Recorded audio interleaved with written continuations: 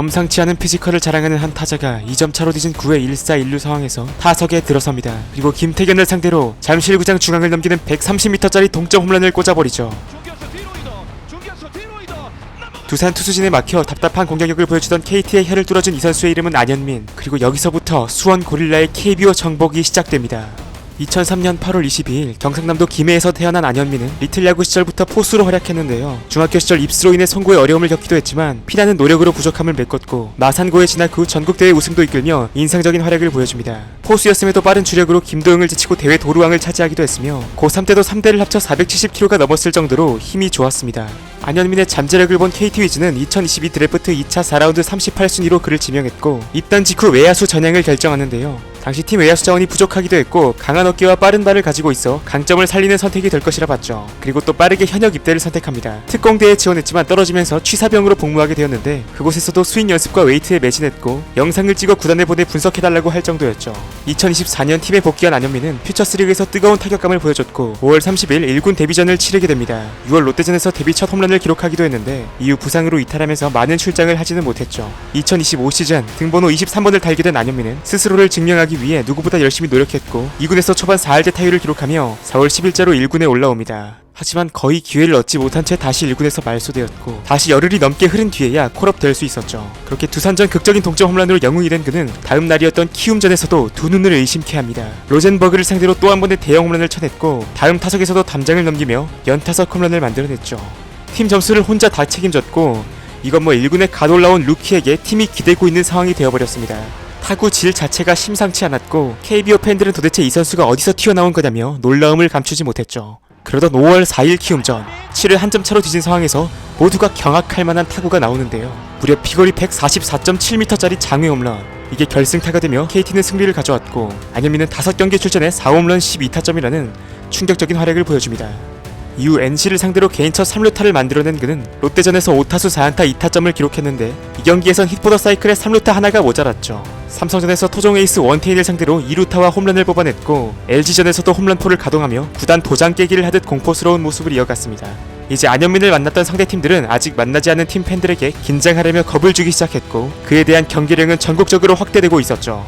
LG전 이후에는 한동안 홈런이 없었지만 다시 만난 두산을 상대로 한 손을 놓으며 장외 말로 홈런을 치는 엽기적인 퍼포먼스를 펼쳤고 기아전에서도 담장을 한 번 더 넘기며 뜨거웠던 5월을 마무리합니다. 한편 안현민의 등장으로 리그 신인왕 판도도 흥미로워졌는데요. LG의 5선발로 낙점되어 연일 호투를 이어갔던 송승기와 함께 치열한 경쟁이 예상되었고 누가 더 페이스를 이어갈 수 있느냐의 싸움으로 흘러가고 있었습니다. 그리고 여름 안현민도 여전히 뜨거웠습니다. 하나를 만나 당시 최고의 폼을 보여주던 김서현을 상대 3루타를 때려내더니 다음 날에는 류현진을 상대로 1회부터 선제 솔로포를 날렸죠. 단순 컨택과 파워뿐만이 아니라 좋은 선구안까지 갖추며 꾸준히 볼넷도 잘 골라내던 안현민은 6월 12일 롯데전에서 개인 한 경기 최다 타점 경기를 만듭니다. 김진욱을 상대로 1회 투런에 2회 3런으로 팀에 확실한 리드를 안겼는데 그럼에도 팀은 대역전패를 당하고 말았죠. 이어진 삼성과의 경기에서는 이승민을 상대로 외야 2층에 꽂히는 초대형 홈런을 만들어내기도 했습니다. 기본적으로 나쁜 공을 잘 골라내는 타자였던 안현민은 자신을 향한 유인구에 반응하지 않으며 걸어나가곤 했고 대신 하나가 걸리면 엄청난 비거리를 만들어내는 모습을 보여주는데요. 7월 1일 키움을 상대로 연타석 홈런을 쳤고 이제는 뭔가 장외 홈런이 익숙한 느낌이 되어가고 있었습니다.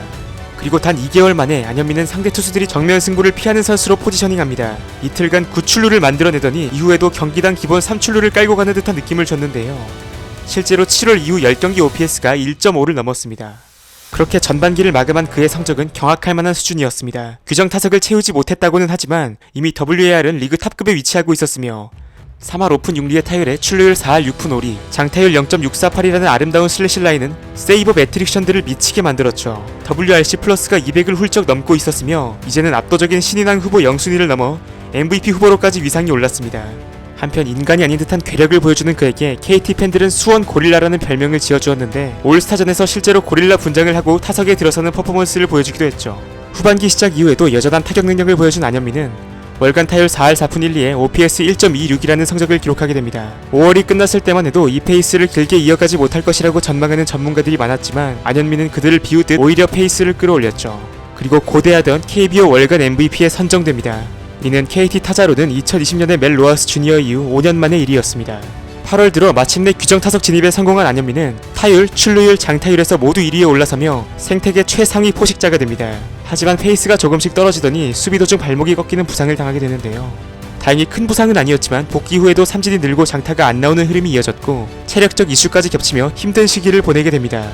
한편 KT 위즈는 5할 승률을 사수하며 포스트 시즌에 대한 희망을 계속해서 이어나가고 있었고 그렇기에 안현민의 부활이 너무도 절실했는데요. LG를 상대 투런포를 쏘아올리며 다시 살아나는 듯한 모습을 보였고 열흘 뒤 삼성 이승현을 상대로 시즌 20호 홈런을 만듭니다. 그러나 그 경기를 시작으로 팀이 4연패 수렁에 빠졌고 위기의 흐름 속 무패 다승왕을 조준하고 있던 하나 코디 폰세와 맞붙게 되는데요. 그리고 위기의 팀을 구하는 영웅으로 등극합니다. 첫 타석에서 3점 홈런을 날리더니 홀로 팀의 4타점을 모두 책임지며 폰세에게 패전을 안겼고 KT는 이 경기를 기점으로 다시 연승 행진을 달렸죠. 살아난 안현민의 활약에도 불구하고 NC가 기적의 질주를 펼치며 KT는 5위를 지키지 못했고 2020년대 이후 꾸준히 이어오던 포스트 시즌 진출에도 최종 실패하게 됩니다. 비록 팀 순위는 아쉬웠지만 KT는 팀을 넘어 리그를 지배할 슈퍼스타를 발굴하는 데 성공했는데요. 안현민은 풀타임 첫 시즌에 리그 출루율 타이틀을 따냈고 타율 2위, 장타율 3위에 오르는 등 토종 우타자로는 역사에 남을 시즌 중 하나를 만들었습니다. 재밌게 보고 계신데 아직 구독은 안 하셨다면 지금 한번 부탁드릴게요. K몬스터 안현민의 활약은 시즌이 끝난 뒤에도 이어졌습니다. 시즌 종료 후 K베이스볼 시리즈에 출전할 최종 명단에 포함되어 국가대표 유니폼을 입게 되었는데요. 유지현 감독의 믿음 아래 2번 타자로 나섰고 체코전 1차전에 4타수 1안타, 2차전에서는 4타수 1안타의 2볼넷 3득점의 활약을 보여줍니다. 그리고 도쿄돔에 입성하게 된 그는 일본을 상대로 자신의 이름을 확실하게 각인시킵니다. 4회 초 일본 리그 1점대 평제를 자랑하던 모리우라를 상대로 공을 쪼개는 듯한 호쾌한 스윙과 함께 선제 투런포를 날리죠. 부터하는 사카모토 포수 잡아당긴 타구입니다. 왼쪽입니다. 탐장 넘어갑니다. 비록 한국이 패하긴 했지만 일본 입장에서도 안현민의 존재는 엄청난 위협이 되었죠. 경기 종료 후 일본 이바타 감독은 직접 안현민의 이름을 언급하며 메이저리그급 선수라는 생각까지 들었다며 극찬을 아끼지 않았고 또 안현민은 다음날 그 평가가 맞았다는 사실을 증명하듯 보여줍니다. 기본적으로 투수들이 안현민에게는 좋은 공을 주지 않았고 유인구에도 반응하지 않았던 그는 3연타석 볼넷으로 가뿐히 3출루 경기를 만들죠. 또 센스 있는 주루 플레이로 상대 배터리를 당황시키는 추가 득점까지 만들었습니다. 그리고 2점 차로 뒤진 8회 주니치 에이스 다케하시 히로토를 상대로 추격의 솔로 홈런을 만듭니다.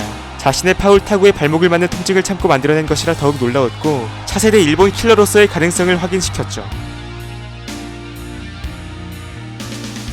안현민은 압도적인 폭발력으로 팬들로부터 한국 버전 스탠튼 혹은 저지라는 말을 듣기도 했는데요. 중계 화면만 봐도 느껴지는 압도적인 하체의 단단함과 정확하고 빠른 힙턴으로 타구에 힘을 실으며 UFO 같은 궤적의 타구를 만든 적도 있죠.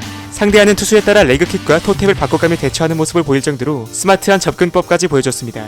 아직 외야 수비는 완벽하지 않지만 엄청난 어깨를 통해 리그 보살 1위를 차지했으며 도루 성공률도 87.5%를 기록할 정도로 뛰어났습니다. 이제 겨우 풀타임 1년차. 이 KT의 괴물 신인이 앞으로 얼마나 더 압도적인 모습을 보여줄지 정말 궁금해집니다. 한국을 넘어 세계로 뻗어나갈 그의 미래를 기대해보며 영상 마치겠습니다. 끝까지 시청해주셔서 감사드리며 저는 더 흥미로운 콘텐츠로 다시 돌아오도록 하겠습니다.